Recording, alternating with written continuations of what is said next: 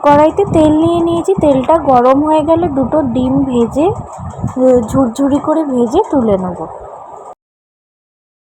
তরকারিতে দেওয়ার জন্য আমরা দুটো পেঁয়াজ কেটে নিয়েছি, পরিমাণ মতো লঙ্কা কেটে নিয়েছি, দুটো টমেটো নিয়েছি, 1 চামচ আদা, 1 চামচ রসুন নিয়ে নিয়েছি।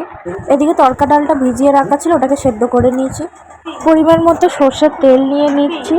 তেলটা গরম হয়ে গেলে 1 চামচ আদা, 1 চামচ রসুন এবং কাঁচা লঙ্কাটা অ্যাড করে দিচ্ছি।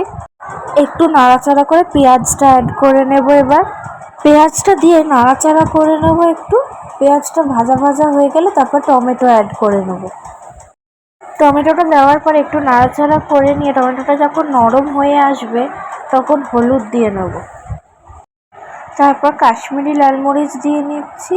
তারপর সামান্য একটু ধনে গুঁড়ো দিয়ে নেব। এই সময়তেই 1 চামচ মতো বিট নুন অ্যাড করে নেব। বিট নুনটা দেওয়ার কারণে একটু টেস্টটা আলাদা হয়, সুন্দর হয়। দিয়ে সব একসাথে মিক্স করে কষিয়ে নেব। 1 চামচ মতো কসুরি মেথি পাতা অ্যাড করে নেব, দিয়ে ওটাকেও মিশিয়ে নেব। ভেজে রাখা ডিমটা অ্যাড করে নেব, দিয়ে সেটাকে সব কিছুর সাথে মিশিয়ে নেব।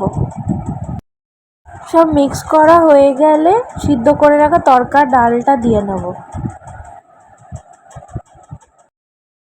তরকাটাকে দেওয়ার পর ভালো করে কষিয়ে নেব সব একসাথে।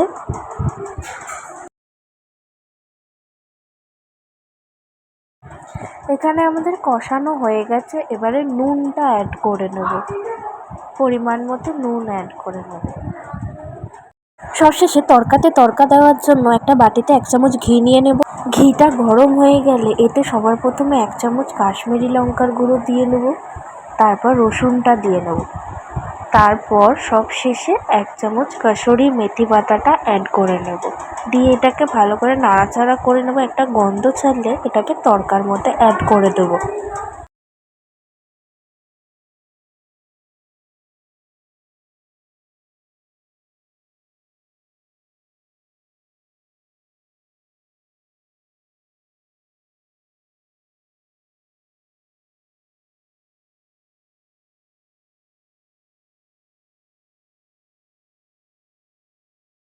সবশেষে এই তরকাটা দেওয়ার কারণে একটা খুব সুন্দর গন্ধও ছাড়ে এবং কালারটাও খুব সুন্দর আসে তরকার।